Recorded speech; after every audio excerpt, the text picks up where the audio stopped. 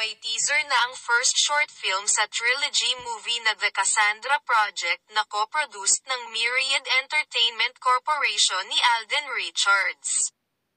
Nakapost sa Instagram ng aktor ang teaser ng short film titled Busy Body at sa teaser, parang suspense ito at isang senior female ang bida.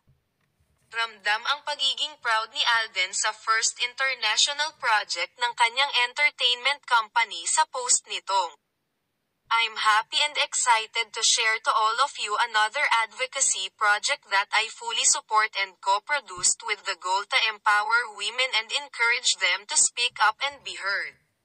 May nakasulat, after the teaser na, "The Cassandra Project highlights the dangerously high stakes of disregarding women's voices. Gusto tuloy naming mapanood ang buong pelikula."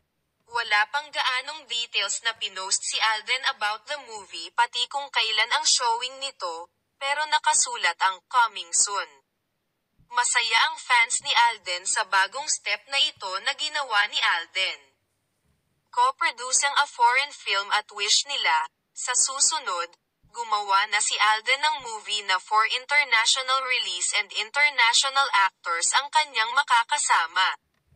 "Hindi malayong mangyari ito dahil nalala namin, noon pa nababanggit ni Alden na gusto niyang makagawa ng movie for international release.